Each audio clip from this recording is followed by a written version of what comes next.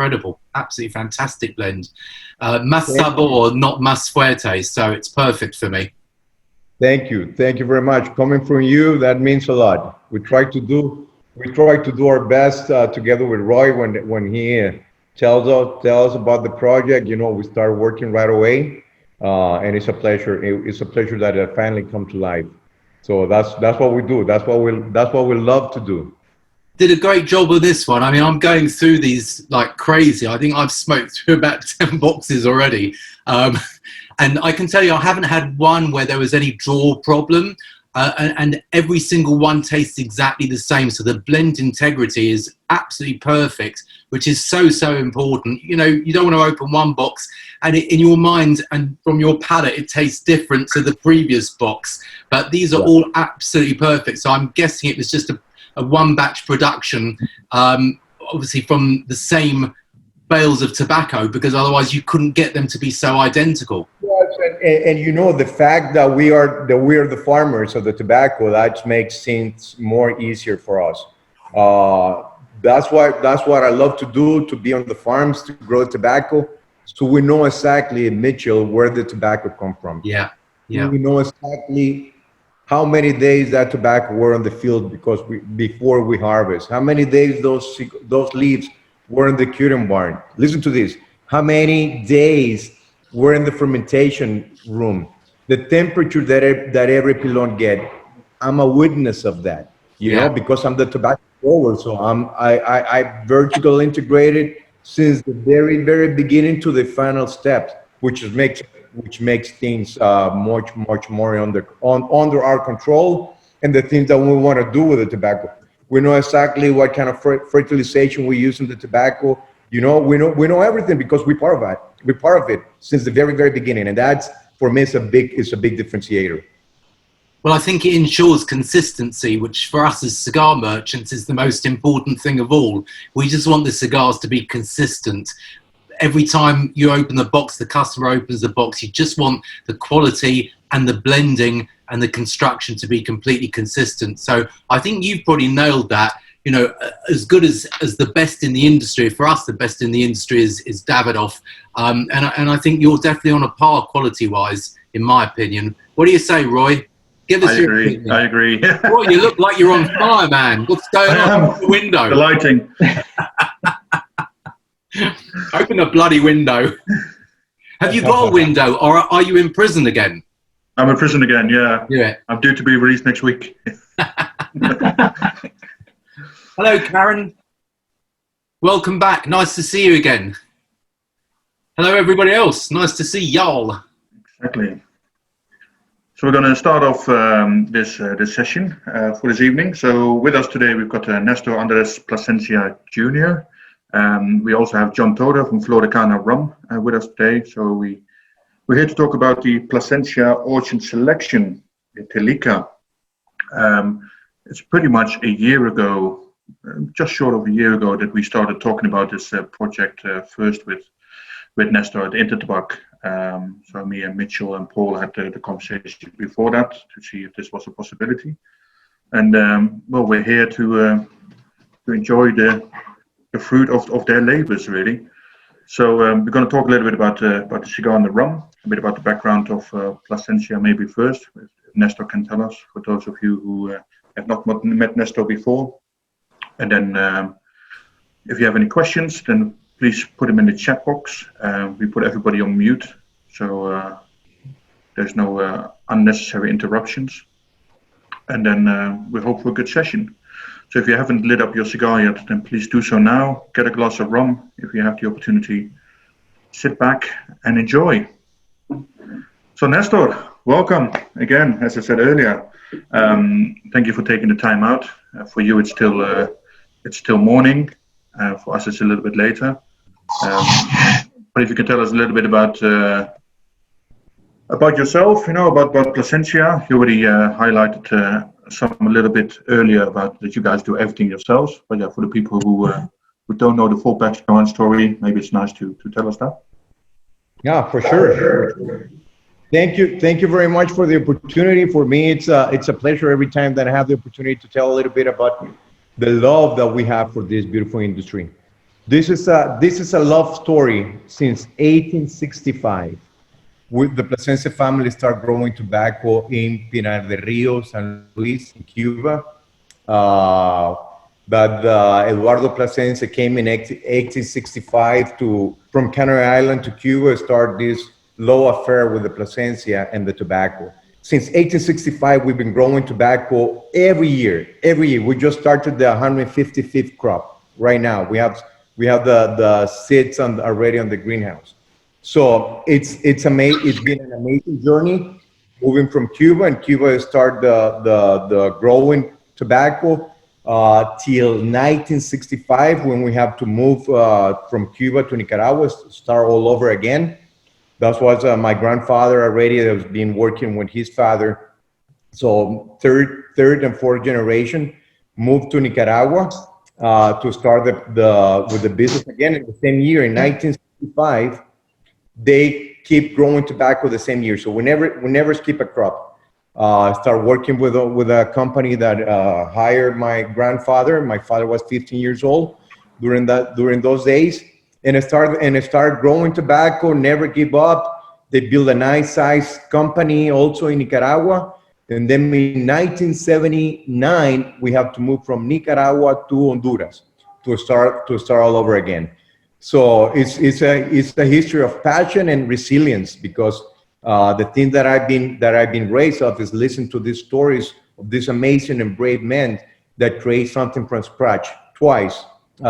And then we have a blue mold season in Honduras in the 80s that there was very hard times. But again, my father never give up, keep working, keep trying, different varieties, more resistant to blue mold, until we came at the position that we are today, which is one of the biggest tobacco growers and cigar manufacturers in the world.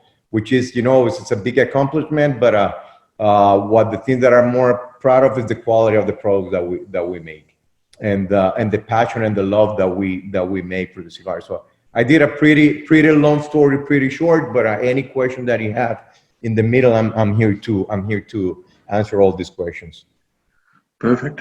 I think talking about cigars and maybe more about the blending of cigars. So how do you normally start a blending process? Because we came to you guys, said, okay, we want to do a Plasencia Orchant Selection. And so how do you approach a project like that? Oh, well, when you said Orchant Selection, we were very happy because we respect Mitchell and his company for many years. I love the passion that Mitchell has for cigars from very, very early on, in 1993, if I recall well. Right, Mitchell? Yeah, 93 I started, absolutely. Oh, can you hear me? Yeah, I can hear you. So we said, guys, I put my team on work. We have to do something amazing project. Let's go to a library of amazing tobacco that we have that as being tobacco farmers and producers, we have a big amount of tobacco that we control. 100% of the tobacco that we use in the Plasencia line, we control it. We grow it ourselves. We create the varieties. We do everything since the beginning to the final end. And I started the process with try and error. Try and error. We know more or less what we want to achieve. We want to have a medium plus cigar, but always with a lot of flavor. And then we start, and I want to make sure that the Nicaraguan taste is very dominant on the blend, because I'm a Nicaraguan. We also grow tobacco in Honduras, but I know the tobacco that we have. I know the quality of the tobacco that we can produce. So we start, like the process. The thing is that you never stop learning over here. Every time that we start working in blending, it's a learning experience. We know more or less the characteristic of each specific farms or specific regions. But we start, the try and error blending. I want to have the volcanic soil of the volcanic taste of Ometepe, a little bit peppery, but I want also to have creaminess. Or want to have sweetness, which is not easy to obtain. I think this cigar has everything. But we did a lot of try and error, and I always give credit to the team. Everything that we do here is a teamwork. It's not one person. It's not one person job. It's always teamwork. And I pretty proud of my team. I think I have the best talented and passionate team in the industry. I'm very proud of them. We train them. We work together with them. You know, so it's a very fun process. I can imagine, yeah. Yeah, I think that the beauty is when you go to the factory. So I was there in January to see you guys, and the amount of tobacco you have. The last things that we have this year, so Yeah, exactly. Yeah, we were quite lucky in that sense. And I picked up the samples at the time to hand over to Mitchell and Paul. So that was indeed good timing. Otherwise, we would have struggled maybe a little bit to get it all done in time. But it uses Roy. Can I just interrupt and say, Yes, sir. I remember when we got the samples, Paul and I, you were very kind to send us quite large quantities of the numbered samples. And when we were going through them, it was quite a long ongoing debate because there were 3 out of the range of samples, numbered samples, that were so good. It was really quite a battle to choose ultimately. Now, usually when we get blending samples to test out, we discard most of them extremely rapidly. But clearly Nestor had sent us some really good ones. And it was very, very difficult because it was like one was great and the next was better. So it was an interesting and a more fun experience than ever because it was hard to choose purely because they were all so bloody good. So yeah, well done. That was a lot of fun. Send me another 1,000 samples. And also, I'd just like to correct one thing. When you say my passion for the business, you know, for many years, it's really not passion for cigars. I have to make money because I have a very young, demanding wife, very expensive. Can I tell you? I like the cigars as well. Back to you, Roy, in the prison. And the cigar uses tobacco from Ometepe, from Esteli, and from Jalapa, if I'm correct? Yes. Yeah. Yes. So what's the difference in the soil from those areas, and what do you get flavor-wise from those areas? Well, the beauty of I always said that we are blessed, that we are so blessed to being able to grow the tobacco here in Nicaragua, that for the specific regions you have completely different flavors. And I'm so in love with the tobacco plant and the tobacco leaf and the regions that every specific region gives completely different flavor profile. So Ometepe, you know, it's 100% volcanic island. So you get the pepperly, you know, earthly flavors. Esteli, you know, for had the strength and also a lot of earthy flavors. And Jalapa, it's sweet, creamy. So we want to have the best of everything in the cigar, and try and error. But the fact that we know the soil of each specific regions, we know the fertilization levels of each region, the organic material, so it makes us easier for know and understand those regions and work with the varieties. Also, you know that what specific regions get the best out of it, and also the control. I always talk about this, but because I'm a farmer first than anything else, that it's impossible for making an amazing cigar without starting with amazing tobacco. And the fact that you started with amazing tobacco is that you know exactly what you have to add, which soil you have to grow the tobacco in all the stuff. So we, as part of doing all the things since the very, very beginning, we know exactly what we're gonna have at the end, at the final product. So you know, but you always keep learning. You know, this season is going to be different from the last season, so we just have the basics. And as my dad always said, we have to learn tobacco language, and that is a long lesson to learn. You know, tobacco teach you, tobacco let you know when you're going to harvest those leaves. You know, I'm ready to be harvested, so you have to learn. You have to learn when to irrigate those plants. You know, you have to know with the temperature and humidity conditions, depends on the priming and the curing barns. You need to know which temperature you want to achieve in the fermentation, depends on the texture. It's so fascinating that it's a form of art that we're doing, combined with science. And it's got a double binder. You got a double binder. Yeah. Yeah. So what's the purpose behind the double binder? Double binder, you know that the most influencing flavor for us is the wrapper, and then below the wrapper you have the binders. So the binders, when you add two different binders, you explode the flavor profile. So you put that in the combustion, you know, so you start burning the wrapper and the two binders, and then boom, all the flavor. I think in order to give complexity of the blend, you have to work with two binders. And when you create a cigar, so this is a Toro size. So how much does that impact your blending profile?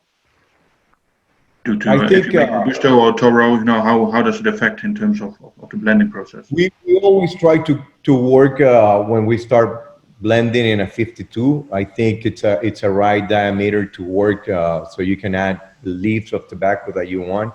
And you go from there, you go thicker, you go smaller for that, thinner from that size in order to maintain the consistency. But actually, this was exactly the size that we make the blend, so there wasn't any change to that. And which I love when you told us that it's gonna be the 6x52. Said, yeah, no, we don't have to change anything here, so the blend is gonna be exactly the same as we put it in our mind and we put it into the tobacco.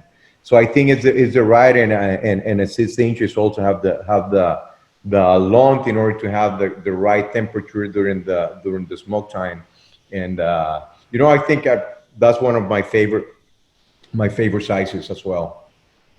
What do you think is the flavor contribution from the wrapper? What percentage?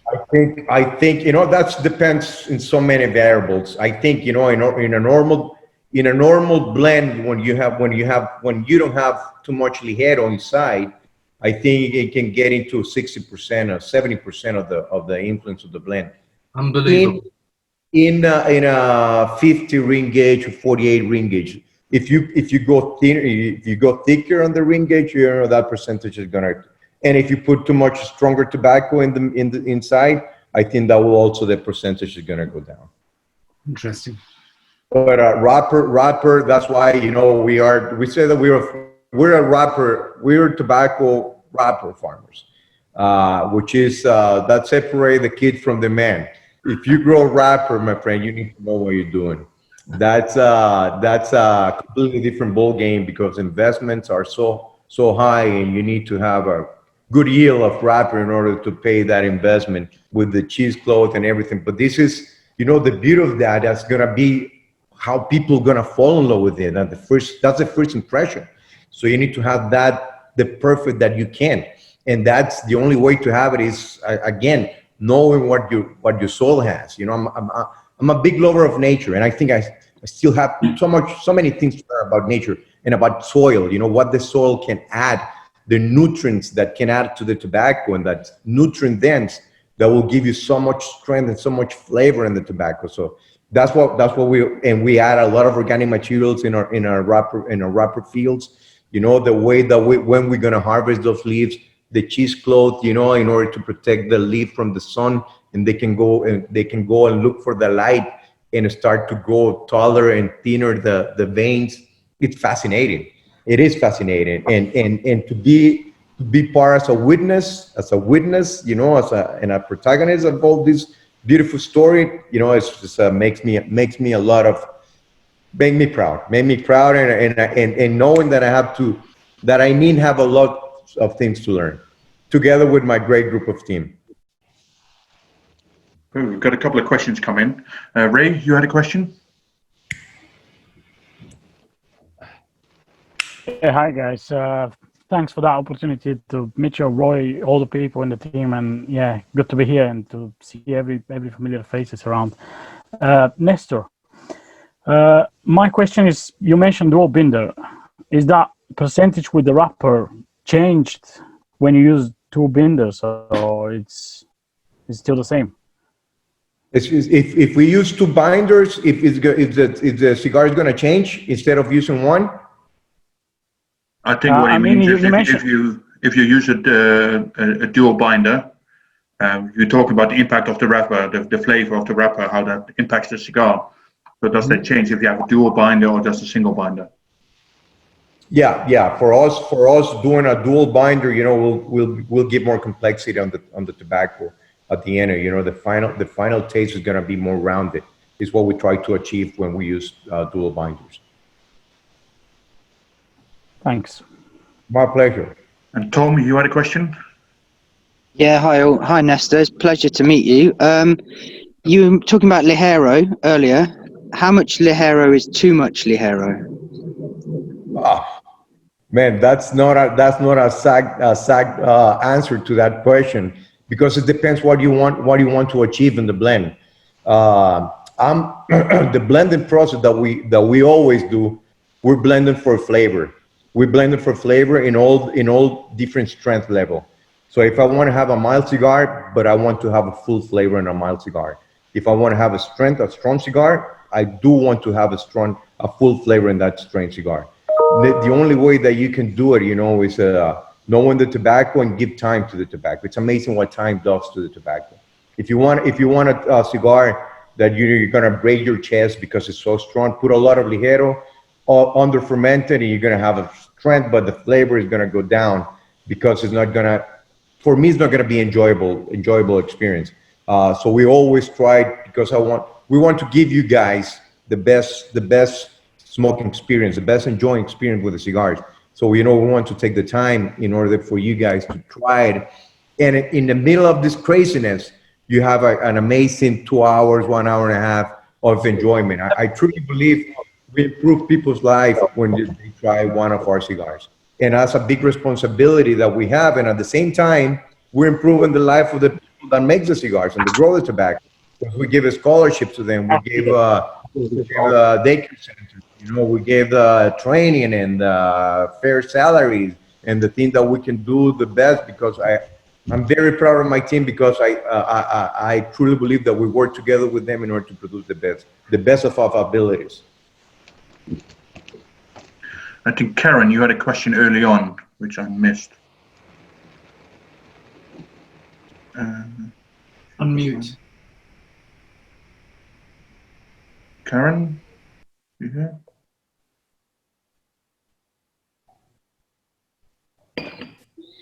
We were just wondering how you had to move a couple of times when you were saying in sort of the 60s and the 70s, I think it was.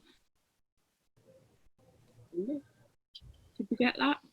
Did you hear that, Nestor? I didn't hear it very well. She was asking when you did the introduction, you said you had to move country a few times from Cuba, Honduras, Nicaragua. She asked, why did you have to move? Because of political unrestments in those countries. In 1965, we've been growing the tobacco for 100 years, and we create. My great grandfather and my father created a nice size business, but then the government came and take all the farms. So we didn't have any more farming land to produce. So we have to move the island, and my grandfather moved with his wife and the 2 kids with nothing in their pockets, starting from scratch. And they start a new life in Nicaragua, growing the tobacco first as an employee of a company, then going until they have a nice sized business in Nicaragua. And then the Nicaraguan revolution came, and then we have to move to Honduras. So we know how the political unrestment can affect you. And now we think that we learned the lesson. Right now we have operations in both countries, and we have operations in Honduras and Nicaragua. So if something happened in one country, we hope that won't happen in the 2 countries at the same time. So that's why we try to be a little bit diversified in this aspect. And we grow tobacco in different farms, which is give you different regions where we can make amazing blends, and also produce cigars in different locations as well, in order to be a little bit more diversified. Thank you. Lawrence, you had a question.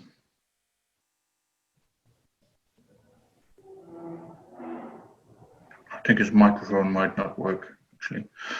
So Nestor, do you feel pressure when you are producing a new blend? You have so many excellent cigars already in the ranges. It's a bit, it's a high benchmark to meet. If I feel pressure? Yes. Yes, I do feel pressure, but I feel more pleasure than pressure, because we love what we do. And every time that we put a cigar on the market, I have to be completely fall in love with that. You know, that's our main goal. And I'm proud already, because we love and we think that we give our best. And I hope that you guys gonna enjoy what we're doing.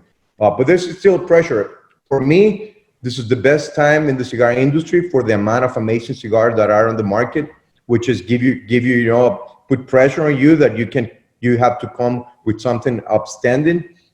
But it's beautiful to see. I'm a truly believer that our team over here is very small. As I said, I think I truly believe that we make people's life better with cigars.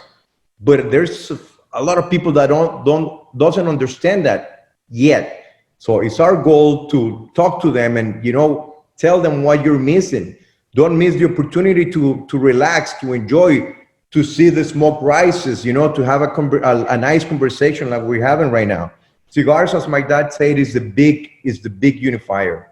We can come with the different backgrounds, different countries, different religions, different political parties, but that doesn't matter because we enjoy a cigar right now. And this is the thing that I love about cigars in this beautiful industry. I'm blessed. I'm blessed to was born in this family, and then I'm blessed that I'm doing what I love to do. So, you know, there's still a lot of pressure, and also being the 5th generation, that give me more pressure than that. And trying to feel the food of my dad, my grandfather. But I think we're doing with a great group of people, and we're on the right track. You know, that we will do our best every time. Perfect. A question for Mitchell and Paul, because they chose the name of the cigar. So what made you guys come up with the name Telica? Over to Paul, and also a public service announcement before over to Paul. Paul, the quarantine has just been lifted from Czech Republic, so it's time to come back. I just notified that before. No more excuses, Paul. And why are you turning into Father Christmas? If you just dye your beard, you can have a second job for the Christmas season. I'll attempt to. I'll come back for Christmas. I think the Telica is a volcano in Nicaragua, so we wanted a unique selling point or a sales tag to tie in with the country and the tobacco.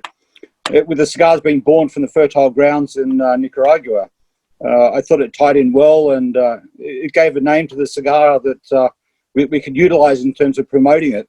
And it's done well with cross-promoting with Flor De Cana Rum as well, because some of their taglines is, you know, emphasizing the fertile soils of Nicaragua, which provides a lot of the characteristics into the tobacco.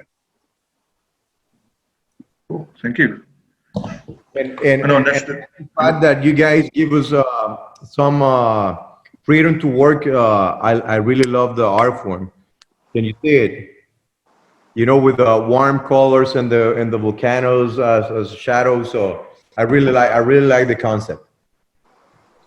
Yeah, it ties in nicely with, I guess, with what Nicaragua is about. You know, a lot of soil and volcanoes. It's quite a volcanic country. Mm-hmm.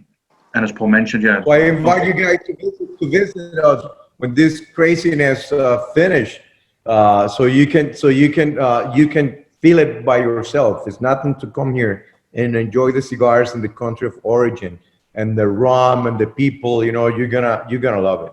I'm very proud to be a Nicaraguan. I'll be back. Don't worry. I think we're going to talk a little bit about Flor De Cana Rum now. I know you're a big fan of Flor De Cana, Nestor. Yes, big fan. Yeah. So we've got John here, John Toader. He's the brand ambassador for Flor De Cana in London. He's going to talk a little bit about Flor De Cana Rum, its history, and then afterwards we'll talk a little bit about the pairing between the two. Yeah, thanks for the intro. I hope everyone is able to hear me properly. Yep. Thank you very much for the invitation. Happy to see so many cigar aficionados in here and rum fans as well. So I just want to share with you guys a couple of information, you know, from Flor De Cana's heritage and stuff, and then we can talk a bit about flavor profile and all that. So Flor De Cana, obviously, as Plasencia, is a brand that has been born in Nicaragua. Very long heritage, a very long family history as well. It goes back in 1890, so 130 years this year. And it's a brand that is very, very popular in Latin America, and sooner or later it's gonna take over probably Europe as well. And I had the pleasure to be actually in Nicaragua last January, just before the whole mess happened. Nice pour, Tobias. I love it. I love it. Thank you very much. So yeah, I was in Nicaragua, and actually I was at the Plasencia factory with my colleague Mateo, and we benefited of a proper tour with Sergio. So we saw your aging room. We went through all of the rooms. It's a beautiful hacienda you have there in Esteli. Thank you. I just wanted to highlight that before going in more details. So going back to Flor De Cana, I mean, Flor De Cana is again a brand with very long history and tradition. It's a brand that was born at the base of an active volcano. So the sugarcane itself benefits from mineral soil, volcanic atmosphere, and all that. So it's a very different product that they're harvesting in there compared to anywhere else in the world. And on top of it, it's 100% sustainably produced rum. So that means everything is done in there. There is no harm done to the environment, and on top of it, this family is doing an amazing job to preserve that as well by planting, for example, 50,000 trees every year. This year, actually, we've planted 130,000 trees just to celebrate this 130 years of history and tradition as well. And yeah, they've been through a lot of adversities as well. The political situation there has been difficult in times, but they always strive to come back and deliver the best product that they can. And as you can see, I guess everyone has a bottle of Flor De Cana next to it, I hope. This is an amazing rum. This is actually it's a sugar. Pretty empty. So yeah, it's a completely sugar-free rum, and I would like you guys to have a test with me. Now, I'm not sure, probably some of you did it already, so I would like to invite you first to pour a bit in your hand, if you can. Just drop a couple of drops in your hand, and let's just wrap it a bit, okay, until it evaporates. And you will see the conclusion here is that you will not have any thickness left. And that means it's 0% sugar in there. And you can have this test with any other rum on the market, and you will not have this result, I'm telling you. So it works as a sanitizer, actually, at the end of the day, if you think about it, right? It evaporates completely, no stickiness behind it, and you can benefit of, this bouquet of flavors and intensity as well, which is amazing. And it goes perfectly, with cigars that are especially coming from that area. It's a saying that I usually have during my training session. I always say, like, what grows together goes together. So they both come from the same area, from the same region. They all benefit of the same climate. They work together perfectly. They blend together in a perfect pairing. And I guess everyone is already experiencing that during the session. Now to go on I'm sure we're going to have a lot of questions probably coming through, so I want to leave a bit of space for that as well. I want to go at a 12. I want to touch point with our 12-year-old, because I guess that's what most of the people are having right now. So this is a full body expression. This is actually one of my favorite from the range. As much as I like the 25, I really enjoy 12. And it stands exactly in the middle. This is a rum that had, triple gold medal in Madrid. It's a rum that won, best rum producer in the world in 2017. So this is like really, really premium stuff. So it's a full body golden rum. It has, a lot of spiciness coming through as well. It's a very small, smooth and elegant finish, but with a very high complexity in the absence of sugar. And you can experience that with many rums, but not on this level without having that content of sugar. So on the palate, if you taste it with me now, if you have a sip of it. Obviously, being a rum, the first thing that comes through will be, a bit of vanilla, a bit of butterscotch in there, caramel, which is very common coming from the bourbon barrel, because this is a rum that is aged in American oak barrel, ex-bourbon. And then at the finish, we'll probably have, different hints, a bit of spiciness as well. So it's, baked apples, I feel, on the finish, oak spice, and some orange peel as well. So I hope, you know, everybody's can interpret this in a very different way according to their, you know, palate. But, you know, this is my personal take when I taste it. So yeah, I mean, that's it from my side. If you guys have any questions, feel free to pop in.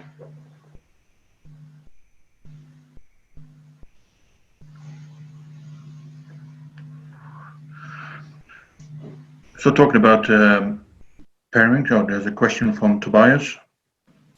Yeah. Toby? Hello.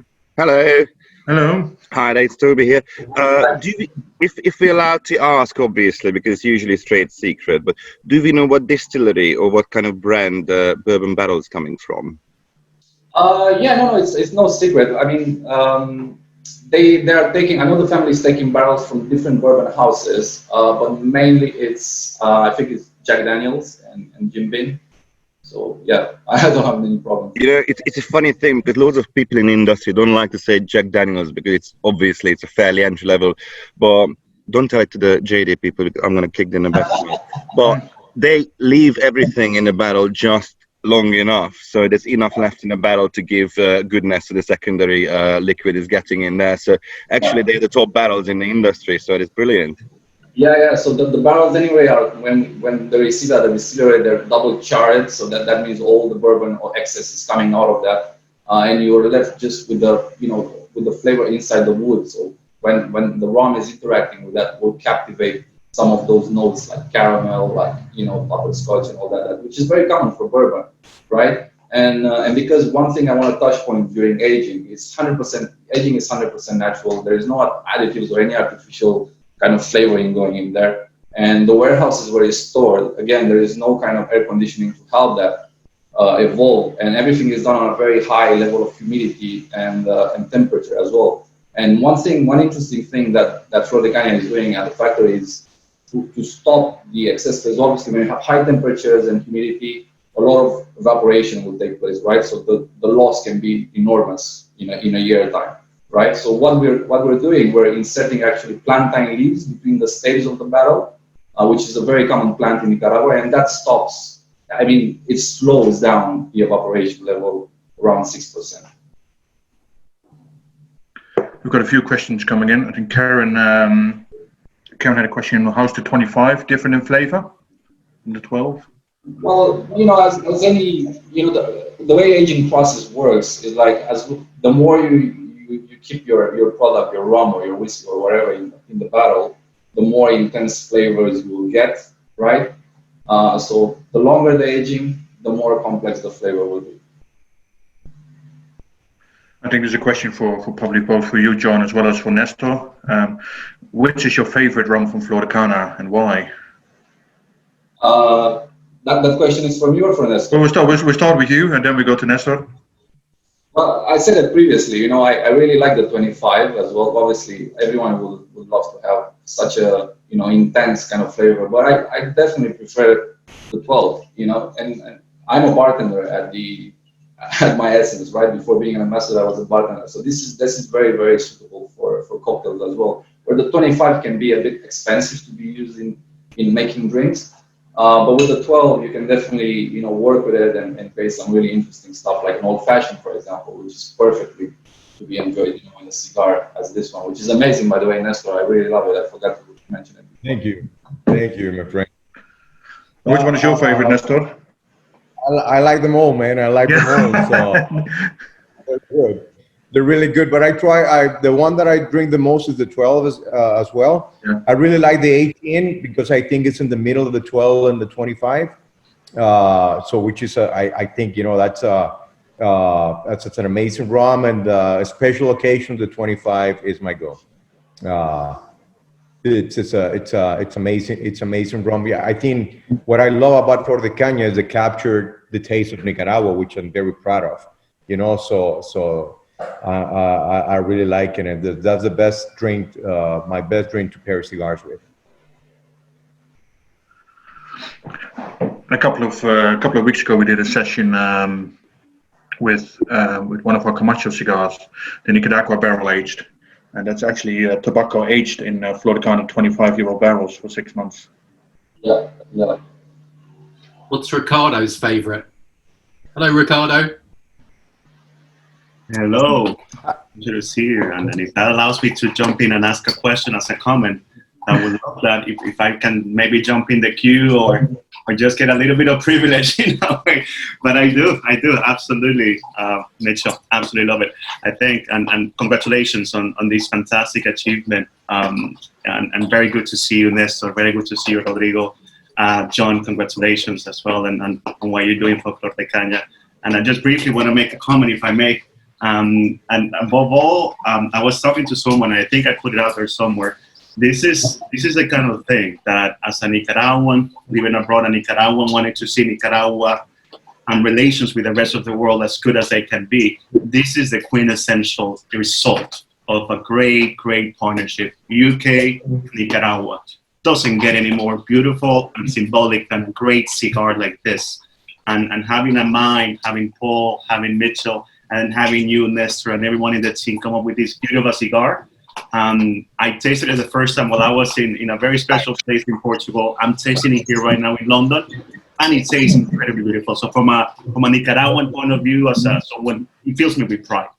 And I was talking to someone the other day, and in many ways, I feel that and it was a bunch of Scottish people I was in this conversation with, and I feel that these kind of cigars, in many ways, what a whiskey is to Scotland, cigars are to Nicaragua.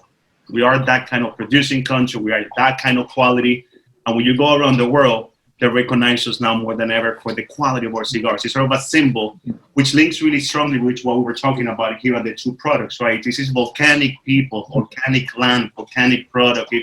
It's creation, perhaps through a little bit of shaking around. It's not a straightforward creation. It's a very effusive creation of things. But what we have here is amazing products. That rum, I think here in the UK, people, the first time they try something is a beer, a lager. I think all of us Nicaraguan, probably the first time we tried was a bit of rum at some point, at too early to admit age.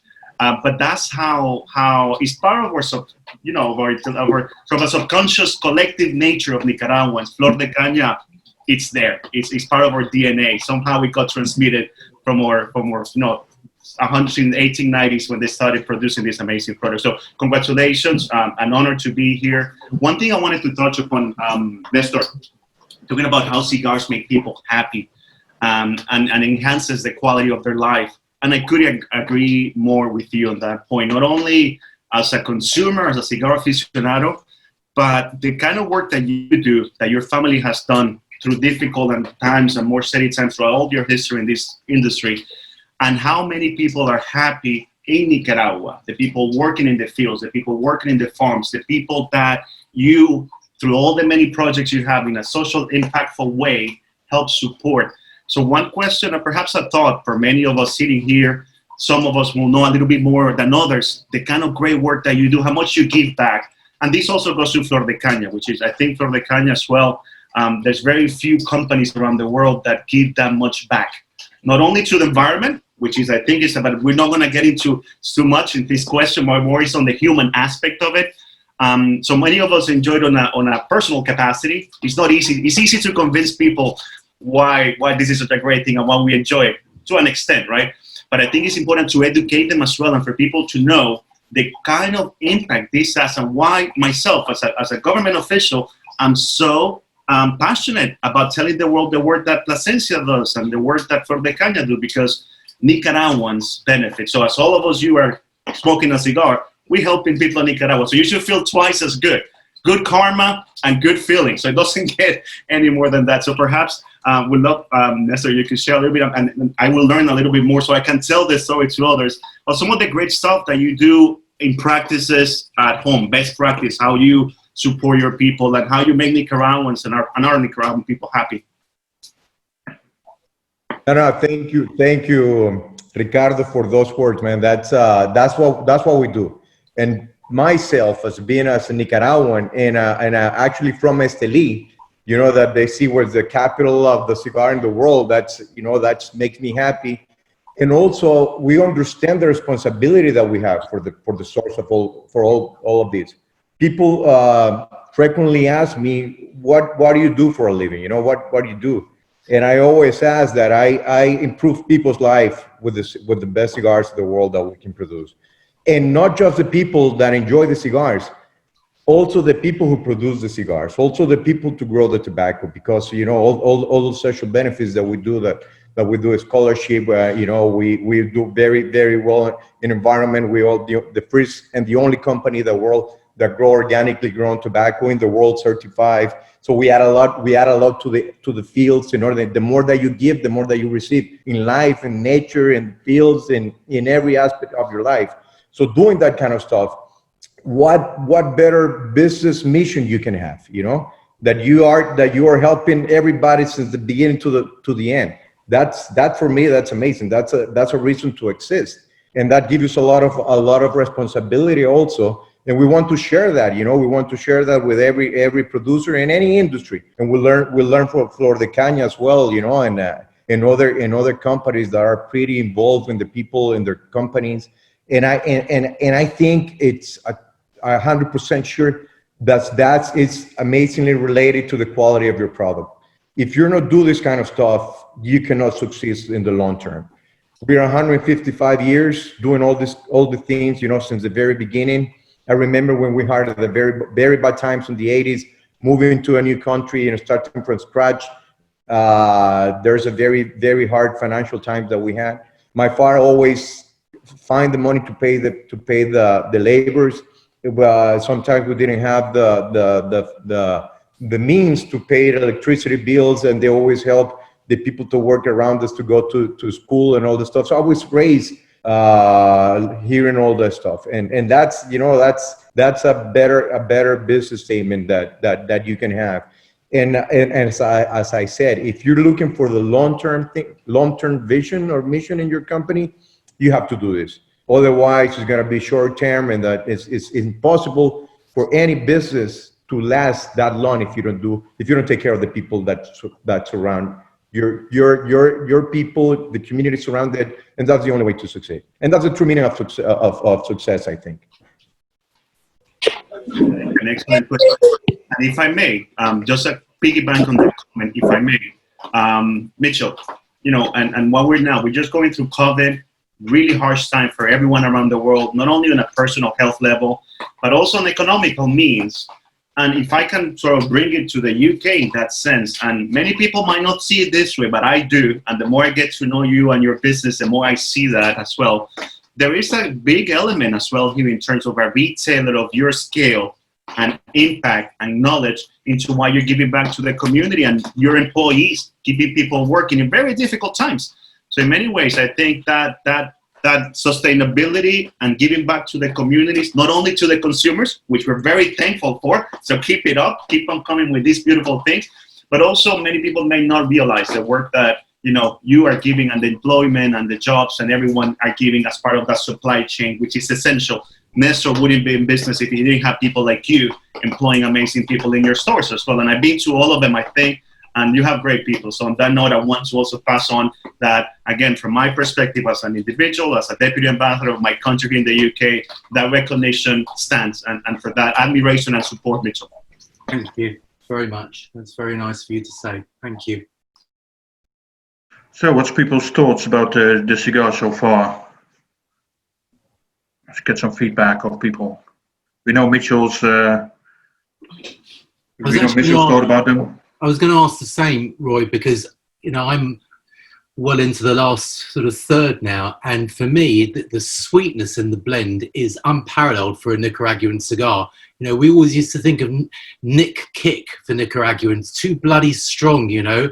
And of course, it has developed dramatically over the years, all the main manufacturers, and the blends have become more sophisticated. But I've never, ever smoked a Nicaraguan blend that is as sweet in profile as that cigar. Now, all of our palates are obviously different, so the experience differs personally for each and every one of us on this virtual Herf. But I'm just curious if we can get a consensus. Do other smokers get that sweet profile of the blend, or is it just me? How do we do that? Thumbs up, thumbs down? No, we've got a few comments coming in. So Tobias says that the build is amazing, the draw is magical, smooth and balanced between sweet and spicy notes. Karen says smooth and creamy. Tom agrees with you. So, is that the sweetness which Mitchell is talking about, Nestor? Is that from the Ometepe tobacco? Sweetness comes mostly from Alapa, yeah. I mean, it's unparalleled for a Nicaraguan cigar. It is just such a sweet blend. And I'm not dissing Davidoff Nicaraguan because we sell tons and they're very popular. But if you think about it, if we go to strength, not flavor, it's on the other end of the scale, wouldn't you say, Roy? Yeah, yeah. And it's a bit stronger, yeah. I find that but yeah, so some of the tobacco in that cigar we buy from Plasencia as well. Interesting. For me, this is the perfect, absolutely perfect New World cigar. I just don't think a blend could be any better than this. That's my honest opinion. I think the good thing is you can smoke it pretty much any time of the day. Correct. I mean, I do. I smoke this in the morning, yeah. You know, and I smoke it in the evening. It is just perfect. It's very, very accessible. It's a flavor bomb. It literally is a flavor bomb. Oh, there you go. Matteo says lots of sweetness. Matteo, now sweetness, smooth, allowing to discover more flavors in time and not overpowering the rum. Great match. Very well constructed. Fantastic draw. I think Nick had a comment. I smoked one yesterday because today it's raining. Very enjoyable. He's going to buy a box, so note that down, Mitchell. Nick is going to buy. Are you kidding? I've charged his card already. What is your thoughts, Nestor? Have you tried it with Flor De Cana? Oh yeah, for sure. Right now, for me, it's a bit early. I can imagine. Yeah. I have to keep working for the afternoon, but it's a great pairing. You know, that's it just adds. You know, which I love. I think this is one cigar that we've done in limited edition as an Orchant Selection, 375 boxes, 3,000 sticks only, so small edition. But I would absolutely want to do the same next year, do a second edition of this cigar, perhaps in a different size. But the blend for me is outstanding to the degree that if we can organize it with Davidoff and Plasencia, I'd absolutely love to do a second edition. For me, it's just the quintessential perfect New World cigar. I absolutely love this. Thank you for those Great words. News. So Nestor, it must be about midday coming up to you now. You've been at work probably since about 6 o'clock in the morning. Yes, a little bit early then. It works at 6. Yeah. What have you been up to so far this morning? So what does your normal day look like? No, I wake up pretty early. I wake up like 4:45 before 5 a.m. and try to do a little bit of exercise in the morning and plan my day. You know, already visualize my day, how it's gonna look, and then go from them. You know, I start talking to people. I like to spend a little time with the wife in the morning as well.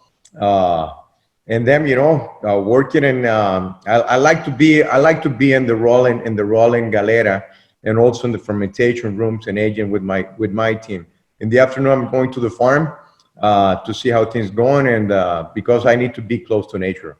If I can do it every day, you know, I'm very blessed. And how difficult is it for the moment with you? As you mentioned earlier, you have tobacco fields and factories in Honduras and in Nicaragua. How easy is it for you now to go to Honduras? Do you still go, or is it no? Right now, you have to work remotely with the team over there. But as I said, we've been working with the team very, very much. I went to Miami. You know, they have some charter planes that go to Miami, so I went to Miami, and I came last week.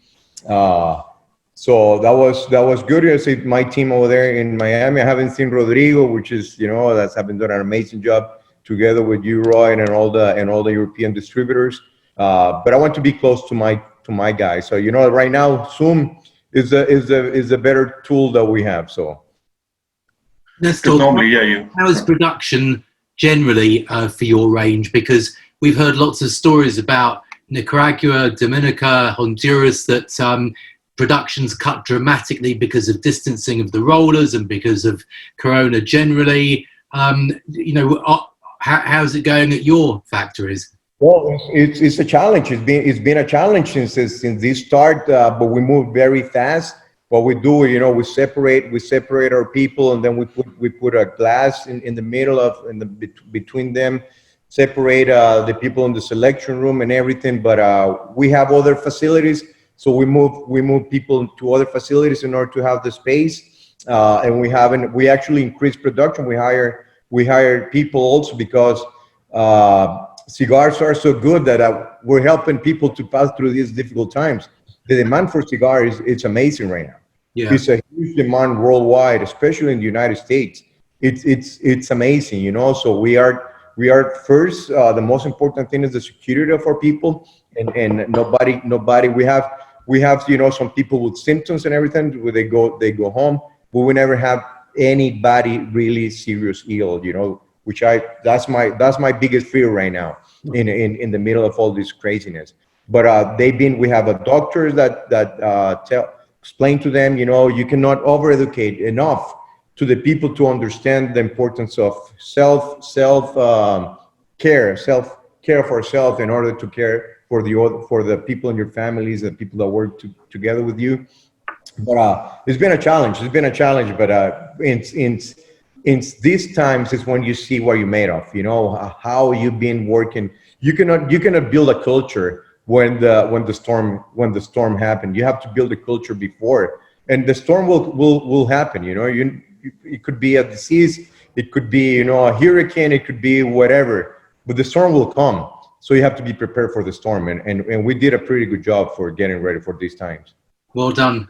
Yeah, I completely agree with you. What about logistics? Have you got logistical issues in delivering? It's harder. The movement tobacco through borders. You know, we have the box factory in Honduras, so that was a delay. But that start things. You know, people understand how to work with it. So we matched that, and the cargo planes have been coming out without stopping. So you know, we haven't stopped any shipment for that. Right.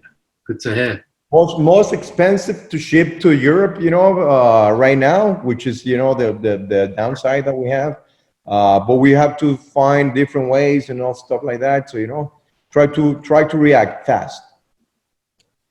It's the only way. Yeah, that's the only way. Hey, Karen had another question for you, Nestor. She wants to know how big is the Plasencia team in total? We're a big team. We're a big family.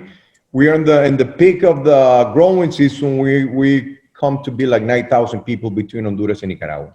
Wow. So you know, it's a big responsibility to maintain all those jobs. You know, that's put a lot of pressure on me and my team.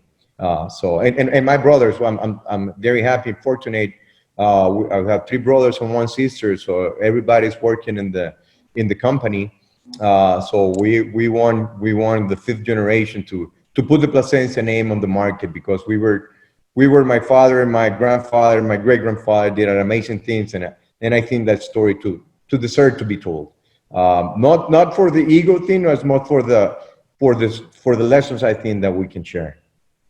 You're very lucky to have a nice big family like that. I've got Paul. I mean, honestly, and he won't even come back. Or Santa, as you called him earlier. Yeah, yeah, exactly. So what you mentioned? Okay, you got 2 brothers and a sister. So what does your family do within the business? My sister, she's in charge of social programs that we have with our team. My older brother works in the accounting department. You know, so he's working. Gustavo, yeah. Gustavo, Jose Luis, he's in charge of distribution in the United States. So he's based in Miami, so he's most in charge of that. And my father is still 200% active in the business, which is a blessing. You know, I still have the wisdom to learn from him every day. So all of us are pretty involved, and I do a little bit of everything, you know. So I'm very, very blessed. I love what I'm doing.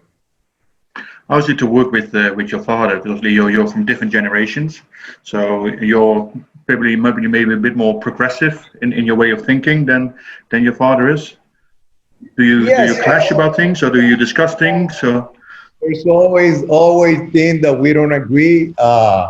That we have that makes me work harder when I believe in something, you know, which I right now I get not that happy about it, but now I understand that I truly believe in that. And when it costs harder to you, I think you appreciate things better. So you know, when I have an idea that I've been thinking of with my team, and so we push, and I have the blessing that he's open-minded. When I remember when I graduate from agriculture, I'm an agronomist. I came with the idea with growing organic tobacco, and he said, "You're crazy, you know, that's hasn't been done and this and that." But I said, "No, let me try, let me do some research. I'm gonna work on that and this and no, not now. The industry is not ready for this." But I keep trying, so he let me do it. So he's open-minded. Some things cost a little bit more than others, which is the nature of a family business, I think. But we had an amazing relationship, and I couldn't be happier to have him as my mentor. I still have a lot of things to learn from that. My dad is an amazing man, and I still have a lot of things to learn from him. And I'm so blessed that I have his wisdom every day. So that's beautiful. It's beautiful. I think if you speak to a lot of cigar makers in the world right now, probably from your generation, at some point, your father always comes up in a conversation that they've always learned so much from your father. Yeah. So you know, he's had a big influence on a lot of people, on a lot of cigar makers, as they are now. Yeah, no, it's amazing. You know, the people that we seen from scratch and then seen growing, and that we've been part of that growth, and that we've been helping out, you know, since the very beginning. So that's why everybody respect him. The fact that we supply tobacco to many companies and also cigars, and we're open book. You know, people want to learn. We show them what we're doing and everything, because I think there's so much room to grow that you cannot want to get, you know, that specific niche. That niche can grow, and everybody will benefit. It will be more jobs. It will be more people enjoying cigars. It will be, you know, and at the end, you will get much better if you have a very small piece of a huge pie than have a huge piece of a small pie. There's no room to grow over there. But if you have a huge pie, you can still grow, and everybody can grow. There's still a lot of room to grow in this industry. Because also, as a cigar maker for yourself with the Plasencia name on it, you know, you guys haven't been existing that long in producing Plasencia cigars, because you guys always kind of made cigars for other people. So what made it that you guys made that switch? Okay, now let's do something for ourselves. Yes, you know, we were thinking, you know, that we were missing the best part of this industry, which is moment like this. To talk about what we're doing, to talk about something with our name on, something that we create, something that we grow the tobacco, something to have. There's few things in life that listen to what our products make to the final consumer. You know, the final consumer deserves the best, and we were missing that in all this. So we said, we need to have that, and also that we have such a beautiful story to be told that deserves to be told. And I say, you know, we're gonna do it right. Have that in mind many years. So we put aside tobacco. You know, we do things differently that we do for other tobacco that we have. And we came up with the concept, with the blends, working with the team. And we're very proud for the success of the brand. In a few years, you know, we're in more than 50 countries right now. And that's Rodrigo has been a major player in that. So thank you, Rodrigo, for that help, and all the team over here that grow the tobacco, make the cigars and everything, and also the team in the United States have done an amazing job. So it's been an amazing journey. It's so exciting when you create. It's a beautiful industry, you know, but there's nothing more excitement when you are creating. When you maintain something and when you grow something else, that's pretty fun. But when you create, my friend, there's a amount of excitement that is on the process of creating the bands, creating the blends, creating the packaging, knowing where you're going to have the advertising, the tobacco. When I see the tobacco in the fields, I'm already thinking in which blend I'm going to use it. You know, so that's an amazing feeling. So how often do you work on new blends? All the time. Yeah. That's an endless process because you never know what you're gonna get. It's a try and error, and it's a learning experience all the time. We have a lot of things in the pipeline that is that I was waiting for the right moment to be released. But working on different origins, working on different varieties, working on different ways of fermentation, aging, shapes. I'm very proud of but we are in a very traditional industry. We want to be innovative. So that's why we came with the hexagon shaped cigar, Salomon box press, box with an ashtray. That was the first time in the industry, that is a very long industry. And we're working with a lot of technical innovations also in fermentation and things like that with a lot of excitement, You never, when you think that you achieve everything is when you start to decline. So there's always room for learning and to improve and to try new things. Some things will work, other things won't.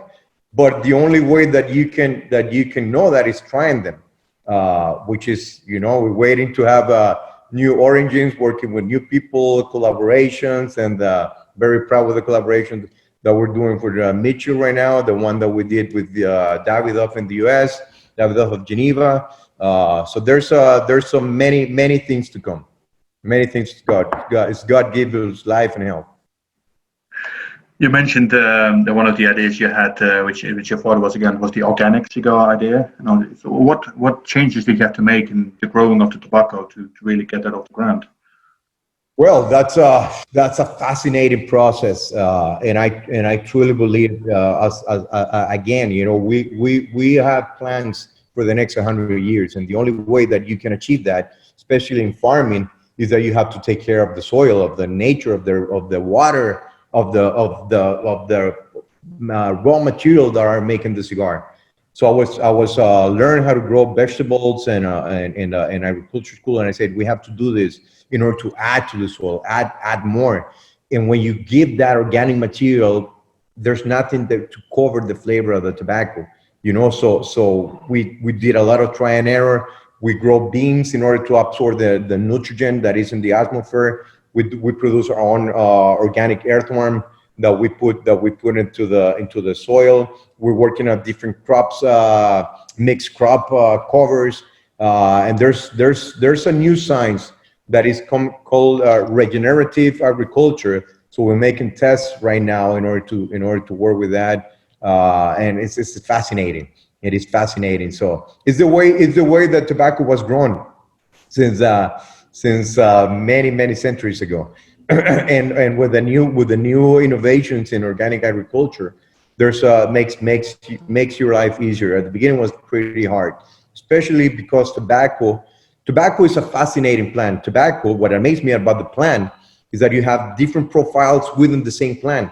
Seco leaves are different than Viso leaves, are different than Ligero leaves, and also how the leaves evolve since the tip of the leaf to the end. So it's so fascinating. But how you make that plant to grow as fast as you want it, because it's so violent. The growth of tobacco is so violent that you stir the plant, you can almost see it grow. So that was one of the biggest challenge. And also the blue mold, it's a disease that can destroy your crop like this, and we have very very big losses through blue mold. So learning all this stuff, but when you have good nutrition, the plant develops the immune cells harder and stronger, so it get ill less, and the flavor enhances, in our opinion. But you're also certified organic for that part of your business. So how do you get the certification? We get a certification for our organic agency called Organic Crop Improvement Association that comes and inspect our fields, and they give us the certification every year. So we have to show them everything, all the process that we do to the tobacco, which product do we apply, what kind of fertilization we use, and that kind of stuff. So if it's organic, no pesticides, presumably. No pesticides. You can use just biological products that helps you to fight pests. For example, we use trichoderma. It's a fungi that covers the root of the tobacco plant and don't allow the black shan fungus to get into that or other type of or diseases So it's fascinating how we can build microorganism in the soil that will be able to absorb the nutrient that the soil already has in order to give it to the plant. Amazing. And that plant will grow stronger and nutrient dense. So the flavor, you know, that's are the flavor that we're tasting right now. You know, so because we learn for organic agriculture, we learn so much, and we use a lot of the same principles in conventional agriculture. Amazing. It's fascinating. It's fascinating, and that's what inspires me the most. And when you see that, and as I said, you know, I've been a witness of since the very start to the final process. It's amazing feeling. So it's quite a rigorous process. I would imagine if they check on you every year. So are there new guidelines they give you each year which you have to adhere to, or is it not changing too much? Yeah, sometimes you know, they change a product that you were used to implement. They change it. You cannot use it. You have to change. When there's organic agriculture worldwide is growing 30% faster than conventional agriculture. So there's a lot of new products that are coming in the market. Every new product we have to send to them, and they have to give it the green light to use it or not. But there's a lot of new products that are coming because there's going to be a lot of restrictions. The only thing that can stop this industry, I think, is regulation. So we have to be ready for the storm, as I said before, you know. So we already have done our homework. But there's going to be a lot of restriction about the chemical content of the leaves and in your tobacco, and your food, and everything. So I think we have done a lot of that work before. So you mentioned you have a lot of ideas and a lot of things coming up. Is there anything you can share with us, like a little sneak preview of something which you're working on? Well, you have to kill me if I give you the details, but I can promise that's gonna be the best that we can produce. That's gonna be our promise all the time. But there's a lot of interesting thing in the pipeline. Yeah, perfect. And John, from a Floricana perspective, is there anything we should be looking out for? From which perspective exactly? From is there any new Floricana lines coming out? I know the espresso just came to the UK, for example. Yeah. Okay. Gotcha. So yeah, the espresso is here now. We've been fighting a bit to get it done for a couple of years, I guess now. So it's in the UK. I mean, you guys can purchase it if you want to try it. It's an amazing coffee rum liqueur. It stands around 30%. You can find it in Tesco, I think, if I'm not wrong. For the people who are living in the UK, we're still looking to the official launch, so it's not yet, you know, in there on the on-trade, like finding it in bars and stuff. But it's another interesting product that we launched last year. Was our 30-year-old, which is a single cask, very limited edition. So just one barrel. There were I think we had 25 bottles here in the UK, and I think 20 of them are in Herf, still on sale. If somebody wants to pick up something really, really exclusive, I think you can go for one of those. But it can be. How much does that cost?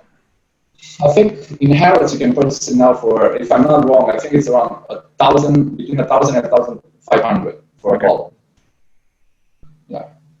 But yeah, it's so we can start pairing with the cigars. You need to come up with something very exclusive so we can pair with that. So I'm sure you have something in the pipeline as well next coming up. So we do have. Yeah, the coffee Floricana is something I only discovered when I went to Nicaragua earlier this year, and I absolutely loved it. So I'm quite happy it's in the UK now. It's only about £22 a bottle, something like that, 23. Yeah, I think it's very affordable. So it's still, you know, it's not a rum. So it's like I said, it's between a liquor and a rum. So obviously the spirit comes from Flor De Cana Rum, and then you have single origin coffee essence that blends into that from Nicaragua as well. So all the coffee that is used is harvested there. You still benefit all of that volcanic soil and, you know, all of that minerality that comes from there. So it's an amazing coffee liqueur. Obviously, there's a lot of competition on the market on that niche, but I'm very confident that we'll probably deliver this pretty well in the UK in the year to come. I think it was great in a rum espresso martini with the coffee liqueur and Yeah, you can definitely do an espresso martini. Matteo, my colleague, actually came up with a really, really interesting recipe recently where he mixes with tonic water, and it's like a high roll, so it's very refreshing. And also bear in mind that this liquor doesn't have any caffeine content, so it's caffeine free, but it also you benefit of the flavor of coffee rather than getting that effect. So it's a good alternative for people who wants to have a coffee drink but doesn't want to get hyper, from that effect. So basically what you're saying, you can drink a bottle and still fall asleep. Yeah, 100%. I mean, you will have that boost from ethanol, Yeah. From any spirit you will have. So I'm not sure if you're going to sleep very well after having a bottle. I can guarantee that. Perfect, thank you. Does anybody have any more questions for either John or Nestor? Richard, you want to unmute yourself? Yeah, I was just wondering if the Nestor, if your move to organic production has created a move within the industry to move to more organic production. For the time being, we're still the only ones that are working on that. It's a pretty intense process, but I would love to the more people get into the trend. But for the meantime, we're still the only ones that I'm aware of. There's some organic tobacco for cigarettes that I know, but for premium cigars, I don't know if there's anybody else working on that. Thanks. Nick, you had a question? Or am I? Hi all, hi everybody. Yeah, just one little question, not quite Plasencia related, but where can I, that's for Nestor, where can I get a hat from? A hat like Nestor. We're working on that. Love it, mate, love it, looks great, looks great. Thank you, brother, I appreciate it. No problem, and thank you for the cigar, it's one amazing cigar. Very, very good. Really enjoy it. Thank you, Mitchell. Thank you very much as well, Mitchell. It was a pleasure, Nick. Nice to see you. Pleasure. Always a pleasure. Mitchell, thank you, sir. You can have mine. When can we have a real Herf? That's a good question, actually. I was at our Mayfair shop today, and a lot of our regulars were asking when can we open up our tiny cigar sampling room again. And the answer is we're reviewing it constantly, and our only reticence to reopen our sampling lounges is to protect the safety of our staff. So we're reviewing it constantly, and at the moment the thinking is that at the beginning of October we will be reopening all of our sampling lounges, as long as the corona effect doesn't come back with any bad numbers in this R number or R rate or whatever it's bloody well called. So it's looking relatively positive for October at this stage. Paul would probably know more about it than me, but I think that's the thinking at the moment, sort of early October onwards. So yeah, the sooner the better as far as I'm concerned, but we have to be very mindful. We've got 80 staff and we've really taken stringent measures to protect them throughout the whole coronavirus nightmare. And so far, thank God, none of them have got sick in our warehouses, offices or shops. And we want to maintain that result, because it has been a great result. We were very, very fearful that if one person caught it somewhere in our offices or warehouses, we'd have a real big problem.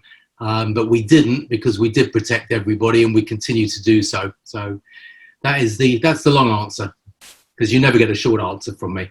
Yeah, of course. No, I appreciate the long answer. Thank you very much for that. Looking forward to meet you again, to have a we can't wait to get open again, because as much as we like these Herfs, we do like our Herfs, and we love the sampling sessions, because we get great support from all the alcohol suppliers that we deal with. We have some fabulous brand ambassadors. We have terrific support from the cigar manufacturers and distributors, and the events are always really great fun. I mean, the Termo's late hour events in Liverpool are out of this world. They're the best.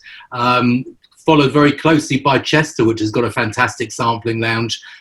We've had just such fabulous, funny evenings, great guests, great crowds, great cigars and great booze. I mean, that's what it's all about, I think. So we're missing it. We're greatly missing it. And let's hope we can get back to it to some normal degree by October. Brilliant. Thank you very much for your answer, Mitchell. Looking forward to meet you again and the staff. I already seen the staff in Liverpool, and I'm probably gonna pay a visit to Chester as well. But yeah, it was nice to catch up with you, even if it's just virtual. Absolutely. And Roy, thank you for hosting this lovely meeting. Thank you. Pleasure as always. You still look like you're on fire, Roy, though. Oh, you know, I'm always on fire, Mitchell. I'm always on fire. I'm going to have to sell you a smoke eater or something. Or a window. I've got a window, but yeah, it's raining, so it's just only small.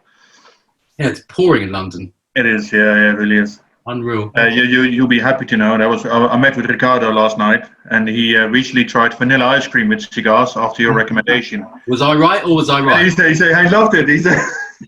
Mitch, you were absolutely right. What a I can't take the credit for it. I can't take the credit for it, Ricardo. It was Edward Sahakian's idea 25 years ago or something when he told me about it, but it's true. It's absolutely true. It's something that we should all try, and we can come up with some new products. One thing I wanted to comment, and just final comment from my end, I want everyone to perhaps keep in your diaries another reason to have another beautiful Flor De Cana and another beautiful one of these beautiful cigars. On the 15th of September, so just in over 2 weeks' time, Nicaragua will be 199 years old. So it will be 199 years of our independence. We will take our chances on something, Nick, Mitchell, you know, I've been to events that we supported in both Chester and Liverpool. So we look forward to this one's coming on, and we'll always be there to support, whether in your shops or we can get creative and find other places. So I know there's a lot of appetite for people to, meeting Roy yesterday was such a refreshing thing. I mean, I almost missed him, believe it or not, in person. So I think I want everyone to take a moment to remember on the 15th to have a beautiful Telica, Toro, Plasencia, and have a nice Flor De Cana. Mitchell, we have a few spare places, so you will receive an invite to an event. We're going to organize, but we're going to have Flor De Cana, and we're going to have Nicaraguan cigars on the 15th of September at the Cavalry and Guards Club. So it's a very small event, small people, so I have to be only a few entrances. But that doesn't mean that just for others in other events we're going to do together, I'm sure we can all see you in person. So I look forward to toasting to 199 years of history and beauty. Well, I'll definitely be toasting on that date, because my birthday's the day before, so I'll probably still be drunk. But I'm not 199. I'm only about 197. So great. Another question for Nestor. Also, your heritage. You said you're from Cuba originally. Your family. Have you been back to Cuba? Yes. I've been in Cuba, and my dad also been in Cuba. We had a great relationship with a lot of tobacco growers. We still respect very much, and still learning and share experiences. So I've been in Cuba. A few times, and my father also has been going to Cuba.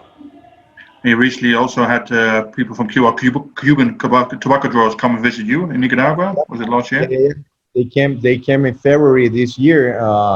So we showed them the tobacco fields, the things that we're doing, and it's amazing people. They're down-to-earth people, hardworking people with a lot of knowledge on tobacco. That I think the next time I'm gonna go and spend more time in the tobacco field than in Havana, which is I enjoy big time. Less party less party, more business. Yeah, we talk the same languages, Perfect. I think, Nestor, thank you for your time, as always. I think it's been a very informative session. Thank you about telling us more about the Telica Orchant Seleccion. As you can hear from everybody on the call, everybody thinks it's a great cigar, great blend, and one for the ages. So well done on that.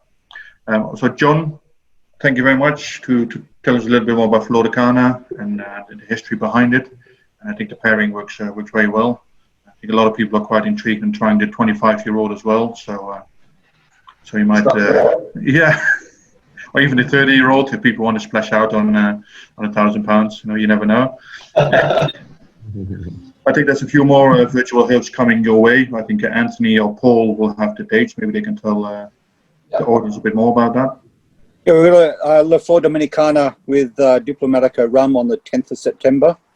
And then on the 24th of September, we have the Camacho Distillery release, which was a limited release from earlier, or late last year, early this year. Late last year, yeah. Yeah, which we're going to be doing a pairing with Porta Skag. And there's also going to be a 5CL sampler of our just released Deladu Colila single cask as well. So the La Flor Dominicana is online and available, and the Camacho will be listed next week. So go to the website, go to the virtual Herf link, and you'll see all our virtual Herfs coming up. I think Tom, in previous sessions, you asked about the distillery edition, so this is your chance to get hold of one. Perfect. Thank you all for joining us this evening. Stay indoors because it's actually pouring down inside. I hope you all enjoyed the session and hope to see you on the next one. Well, I enjoyed it very much. Roy, if I could just finish off by saying muchas gracias, Nestor. Thank you very much, John. Really very interesting, a lot of fun. And I think, Paul, you should give away a nice bottle of Flor De Cana, maybe do a free draw for everyone that's joined us this evening. I'm sure you can work something out. Yeah, certainly. Anthony might be able to post something into the comments very quickly, but if we, if you do any social media tags with La Flor Dominicana, Flor De Cana and Plasencia, and take a photo of what we've enjoyed this evening, we'll go through and pick those social media up and put it into a draw tomorrow, and we'll give a bottle of Flor De Cana 18-year-old perfect to somebody tomorrow, and Anthony will get that posted. I'm now doing it. I'll stick it on there now. If you tag C.Gars Ltd in any of your posts, I'll look through them all tomorrow and I will pick the winner. So make sure those photos are nice and nice smiley faces in them would be lovely. Excellent. Thank you so much, everybody, for joining. It's a lot of fun. Have a lovely evening. Thank you all. Thank you. Bye-bye. Thank you, guys. Appreciate it. Thank you for everyone. Thanks, Nestor. And I'll wait for you guys in Nicaragua in the near future. Mitchell, you have to come and visit us. I'd love to. I will. That would be our pleasure. And all of you guys, thank you for trying our cigars. You know, that's what we do. Everything that we do is for you guys. So keep enjoying life in these crazy times, you know, and cigars are in Flor De Cana is the best way to do it. So thank you guys and appreciate your time. Perfect. Thanks, Nestor. Have a good day. Thanks, everyone. Bye-bye. Bye, guys. Bye. Bye. See you later. Chao, Néstor. Mateo, un abrazo. Igualmente, qué gusto escucharte. Saludos a todos y bien, siempre inspirador. Always inspiring. It's a Nos vemos pleasure. We'll see you soon, brother. Hey, it's lovely to hear you. Thank you, man. Appreciate it. All the best, guys. Bye-bye. Bye, Nestor. Bye.